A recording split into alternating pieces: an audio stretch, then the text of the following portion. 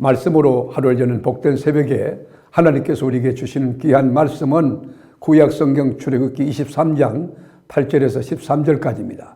온라인으로 동참하는 여러분도 다 함께 성경을 펴주시고 다 함께 말씀 속으로 들어가 보실까요? 너는 뇌물을 받지 말라. 뇌물은 밝은 자의 눈을 어둡게 하고 의로운 자의 말을 굽게 하느니라. 너는 이방 나그네를 압제하지 말라. 너희가 애굽 땅에서 나그네 되었은즉 나그네의 사정을 아느니라. 너는 6대 동안은 너의 땅에 파종하여 그 소산을 거두고 7째 해에는 갈지 말고 묵혀두어서 내 백성의 가난한 자들이 먹게 하라. 그 남은 것은 덜짐승이 먹으리라.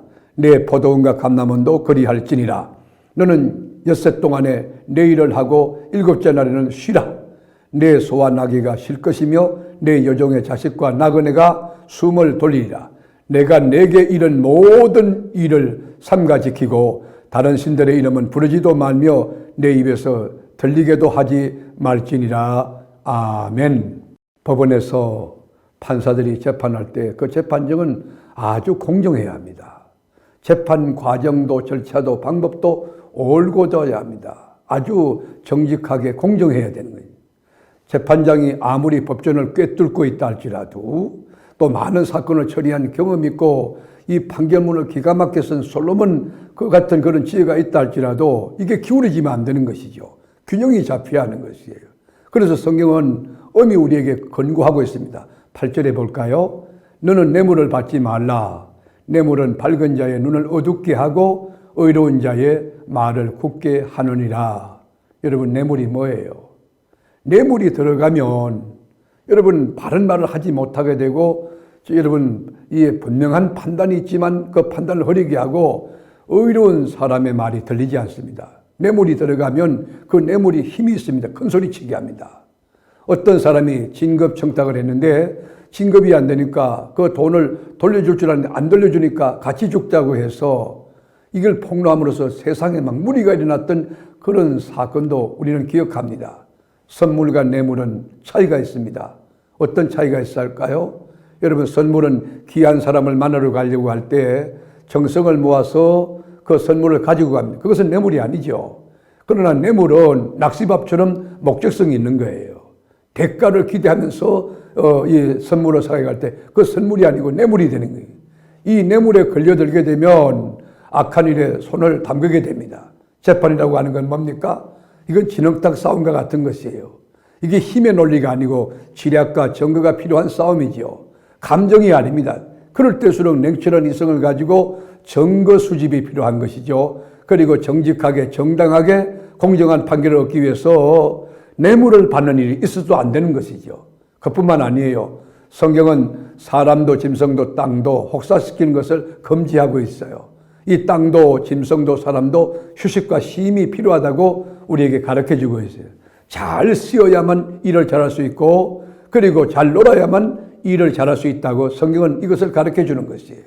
우리가 9절에서 13절 같이 한번 읽어볼까요? 너는 이방 나그네를 압제하지 말라. 너희가 애굽 땅에서 나그네 되었은즉 나그네의 사정을 아느니라.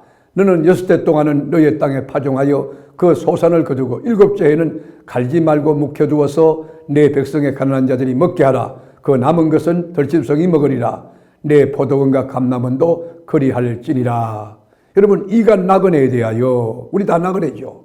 애굽 땅에서 나그네 되었던 경험을 했던 히브리인 너희들도 나그네 사정을 아니까 그 약자의 입장을 이해하고 그들을 위해서 살아가라. 우리가 소산을 거둘 때도 이삭을 다 이렇게 남겨두는 이유가 뭐냐는 거예요. 또 땅도 마찬가지요. 우리가 6대 동안은 열심히 땅을 이렇게 파종해서 소산을 거두고 하지만 7째 되던 해는 묵혀서 땅이 이 휴식을 취할 수 있도록 그렇게 한다는 거 아닙니까? 우리가 그래서 안식일, 안식년, 이 쉼과 휴식, 그것을 성경은 강조하고 있는데 여러분, 안식일의 쉼은 뭘로 시작합니까? 예배입니다. 안식년의 쉼이 뭘로 시작합니까? 예배입니다. 그러니까 안식일과 안식년은 예배와 쉼의 정신 가치를 가르치는 메시지인 것이에요. 우리가 쉼을 통해서 휴식을 통해서 치유가 되고 회복이 되는 것이죠. 우리 영혼이 회복되고 심령이 회복되고 가정이 회복되고 관계가 회복되는 것이죠. 진정한 쉼, 진정한 휴식은 예배를 통해서 누리는 것이에요. 그냥 쉬는 게 아니라 하나님과 깊은 관계, 교제와 교통을 통해서 우리가 회복되는 것이죠. 예배는 내가 끌려 나오는 게 아니고 자원해서 기쁜 마음으로 하나님이 좋아서 하나님을 사모하며 나가는 것, 그거 예배 아닙니까? 예배는 하나님이 가장 기뻐하는 요소가 뭐냐? 예배예요. 천천만만의 수양이 아니에요. 여러분 자체가 예배를 바르게 드릴 때 그 예배를 너무 기뻐하고 하나님의 임재와 하나님의 영광을 경험할 수가 있는 것입니다. 여러분, 하나님이 주시는 축복 가운데 가장 가치 있는 복이 뭔지 아세요? 예배라고 하는 겁니다. 예배 가운데 없는 것이 없잖아요. 예배를 드리면 하나님의 임재와 하나님의 만남과 하나님의 치유와 하나님의 축복과 신령한 은사와 각양 좋은 것이 하늘로부터 내려오고 제사함의 은총도 있고 성령이 충만하게 되고 용기도 희망도 넘치는 것 아닙니까? 진정한 예배를 통하여 우리가 안식과 쉼과 휴식을 취할 수 있는 것이, 예배를 제대로 드리면 하나님의 공의가 내 심령에 이루어지고 우리 가정에 이루어지고 그리고 이 땅에 이루어져서 하나님 백성의 영향력을 나타낼 수가 있는 것입니다. 말씀으로 하루를 여는 복된 새벽에 사랑하는 교우 여러분, 참된 예배라고 하는 것은 참된 안식과 쉼을 경험하는 것이고 거기서 회복과 치유가 일어나는 것입니다.